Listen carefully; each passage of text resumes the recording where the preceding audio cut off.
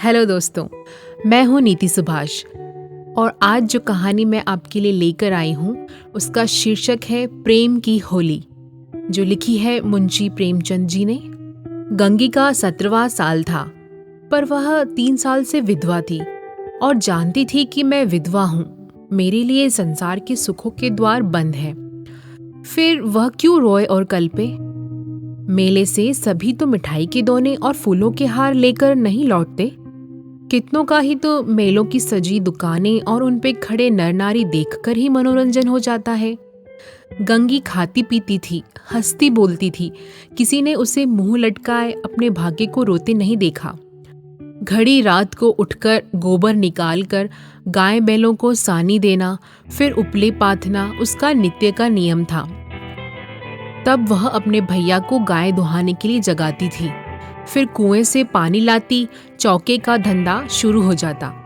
गांव की भावजें उसे हंसी करती, पर एक विशेष प्रकार की हंसी छोड़कर सहेलियां ससुराल से आकर उससे सारी कथा कहती, पर एक विशेष प्रसंग बचाकर। सभी उसके वैधव्य का आदर करते थे। जिस छोटे से अपराध के लिए उसकी भावज पर घुड़कियां पड़ती, उसकी माँ को गालियां मिलती, उसके भाई पर मार पड़ती, वह उसके लिए क्षम्य थी। जिसे ईश्वर ने मारा है उसे क्या कोई मारे। जो बातें उसके लिए वर्जित थी उनकी और उसका मन ही न जाता था। उसके लिए उसका अस्तित्व ही न था। जवानी के इस उमड़े हुए सागर में मतवाली लहरें न थी, डरावनी गरज न थी, अचल शांति का साम्राज्य था। भाग 2। होली आई, सबने गुलाबी साड़ियां पहनी। गंगी की साड़ी न रंगी गई। माँ ने पूछा, बेटी तेरी साड़ी भी रंग दूं? गंगी ने कहा, नहीं अम्मा, यूं ही रहने दो। भावज ने फाग गाया। वह पकवान बनाती रही। उसे इसी में आनंद था। तीसरे पहर दूसरे गांव के लोग होली खेलने आए। यह लोग भी होली लौटाने जाएंगे। गांवों में यही परस्पर व्यवहार है। मेकू महतो ने भंग बनवा रखी थी। चरस, गांजा, माजूम सब कुछ लाए थे। गंगी ने ही भंग पीसी थी। मीठी अलग बनाई थी, नमकीन अलग। उसका भाई पिलाता था, वह हाथ धुलाती थी। जवान सिर नीचा किए पीकर चले जाते। बूढ़े गंगी से पूछ लेते, अच्छी तरह हो ना बेटी, या चूहल करते। क्यों री गंगिया, भावज तुझे खाना नहीं देती क्या, जो इतनी दुबली हो गई है? गंगिया हंसकर रह जाती। देह क्या उसके बस की थी? न जाने क्यों वह मोटी हुई थी। भंग पीने के बाद लोग फाग गाने लगे।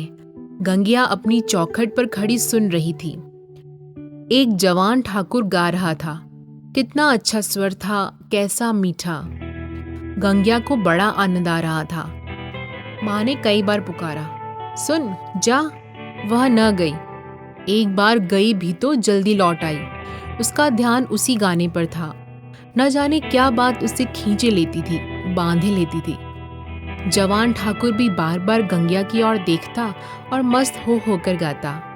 उसके साथ वालों को आश्चर्य हो रहा था, ठाकुर को यह सिद्धि कहाँ से मिली। वह लोग विदा हुए तो गंगिया चौखटे पर खड़ी थी। जवान ठाकुर ने भी उसकी ओर देखा और चला गया। गंगिया ने अपने बाप से पूछा, कौन गा रहा था दादा? मेकू ने कहा, कोठार के बुद्धू सिंह का लड़का है, गरीब सिंह। बुद्धू रीति व्यवहार में आते जाते थे।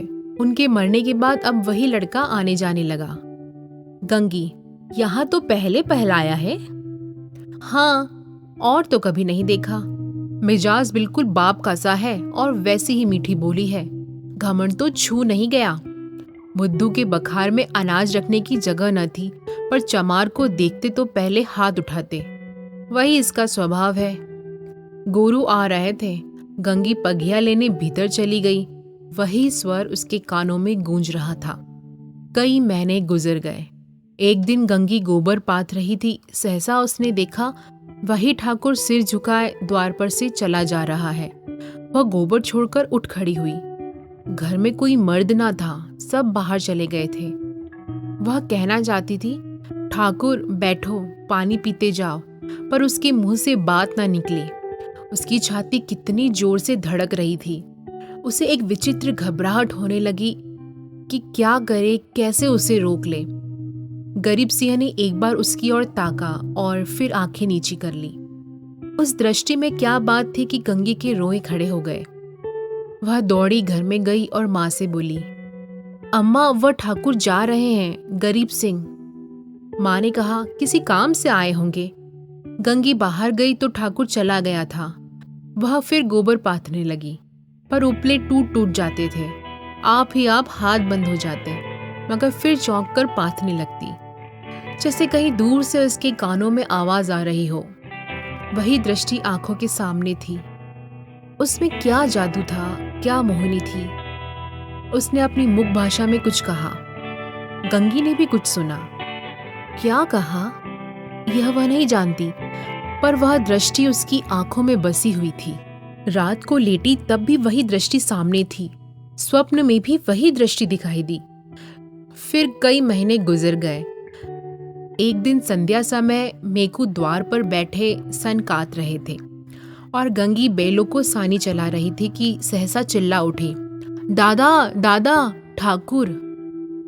मेकू ने सिर उठाया तो द्वार पर गरीब सिंह चला आ रहा था। राम राम हुआ। मेकू ने पूछा, कहाँ गरीब सिंह, पानी तो पीते जाओ। गरीब आकर एक माची पर बैठ गया। उसका चेहरा उतरा हुआ था, कुछ वह बीमार सा जान पड़ता था। मेकू ने कहा, कुछ बीमार थे क्या? गरीब, नहीं तो दादा। मेकू, कुछ मुंह उतरा हुआ है, क्या सूद ब्याज की चिंता में पड़ गए? गरीब, तुम्हारे जीते मुझे क्या चिंता है दादा। मेकू, बाकी दे दी ना? गरीब, हाँ दादा, सब बेबाक कर दिया। मेकू ने गंगी से कहा, बेटी जा, कुछ ठाकुर को पानी पीने को ला। भैया हो तो कह देना चिलम दे जाए। गरीब ने कहा, चिलम रहने दो दादा, मैं नहीं पीता। मेकू, अब की घर ही तमाकू बनी है, स्वाद तो देखो, पीते तो हो। गरीब, इतना बेअदब न बनाओ दादा, काका के सामने चिलम नहीं छुई, मैं तुमको उन्हीं की जगह देता हूँ। यह कहते कहते उसकी आंखें भर आई। मेकू का हृदय भी गद हो उठा। गंगी हाथ की टोकरी लिए मूर्ति के समान खड़ी थी। उसकी सारी चेतना, सारी भावना गरीब सिंह की बातों की ओर खींची हुई थी। उसमें और कुछ सोचने की और कुछ करने की शक्ति न थी। ओह, कितनी नम्रता है, कितनी सज्जनता, कितना अदब। मेकू ने फिर कहा, सुना नहीं बेटी, जाकर कुछ पानी पीने को लाओ। गंगी चौंक पड़ी, दौड़ी हुई घर में गई, कटोरा मांजा, उसमें थोड़ी सी राब निकाली, फिर लोटा गिलास मांजकर शरबत बनाया। माँ ने पूछा, कौन आया है गंगिया? गंगी, वही है ठाकुर गरीब सिंह। दूध तो नहीं है अम्मा, रस में मिला देती। माँ, है क्यों नहीं, हांडी में देख। गंगी ने सारी मलाई उतारकर रस में मिला दी और लोटा गिलास लिए बाहर निकली। ठाकुर ने उसकी ओर देखा। गंगी ने सिर झुका लिया। यह संकोच उसमें कहाँ से आ गया? ठाकुर ने रस लिया और राम राम करके चला गया। मेकू बोला, कितना दुबला हो गया है। गंगी, बीमार है क्या? मेकू, चिंता है और क्या, अकेला आदमी है, इतनी बड़ी गृहस्थी, क्या करें। गंगी को रात भर नींद नहीं आई। उन्हें कौन सी चिंता है? दादा से कुछ कहा भी तो नहीं। क्यों इतने सकुचाते हैं? चेहरा कैसा पीला पड़ गया है। सवेरे गंगी ने माँ से कहा, गरीब सिंह अब की बहुत दुबले हो गए हैं अम्मा। माँ, अब वह बेफिक्री कहाँ है बेटी। बाप के जमाने में खाते थे और खेलते थे, अब तो गिरस्ती का जंजाल सिर पे है। गंगी को इस जवाब से संतोष न हुआ।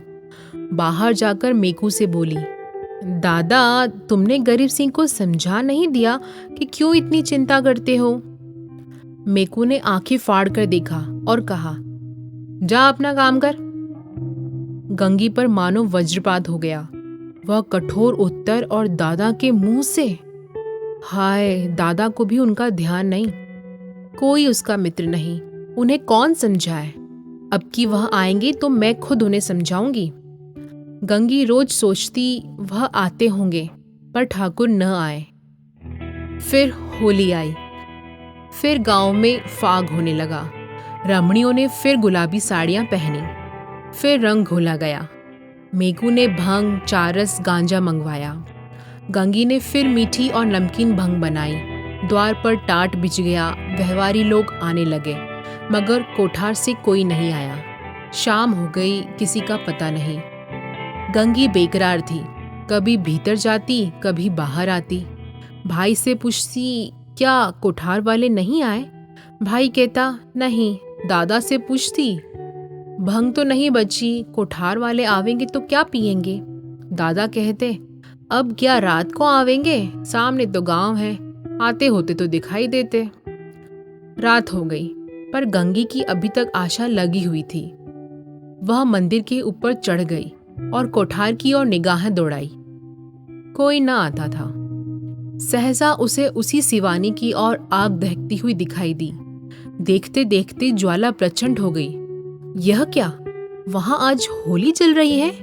होली तो कल ही जल गई। कौन जाने वहां पंडितों ने आज होली जलाने की सायत बताई हो, तभी वे लोग आज नहीं आए, कल आएंगे। उसने घर आकर मेकू से कहा, दादा, कोठार में तो आज होली जली है। मेकू, धत पगली, होली सब जगह कल जल गई। गंगी, तुम मानते नहीं हो, मैं मंदिर पर से देखकर आई हूं, होली जल रही है। न पतियाते हो तो चलो, मैं दिखा दूं। मेकू, अच्छा चल देखूं। मेकू ने गंगी के साथ मंदिर की छत पर आकर देखा। 1 मिनट तक देखते रहे, फिर बिना कुछ बोले नीचे उतर आए। गंगी ने कहा, है होली कि नहीं? तुम न मानते थे। मेकू, होली नहीं है पगली, चिता है, कोई मर गया है, तभी आज कोठार वाले नहीं आए। गंगी का कलेजा धक से हो गया। इतने में किसी ने नीचे से पुकारा, मेकू महतो, कोठार के गरीब सिंह गुजर गए। मेकू नीचे चले गए, पर गंगी वहीं स्तंभित खड़ी रही। कुछ खबर न रही, मैं कौन हूँ, कहाँ हूँ। मालूम हुआ जैसे गरीब सिंह उस सुदूर चिता से निकलकर उसकी ओर देख रहा है। वही दृष्टि थी, वही चेहरा। क्या उसे वह भूल सकती थी? उस दिवस से फिर कभी होली देखने नहीं गई। होली हर साल आती थी, हर साल उसी तरह भंग बनती थी, हर साल उसी तरह फाग होता था, हर साल अबीर गुलाल उड़ती थी। पर गंगी के लिए होली सदा के लिए चली गई। तो दोस्तों, कैसी लगी आपको ये कहानी? हमें कमेंट बॉक्स में कमेंट करके ज़रूर बताइएगा और इसी तरह से मेरी कहानियाँ सुनते रहिएगा। धन्यवाद।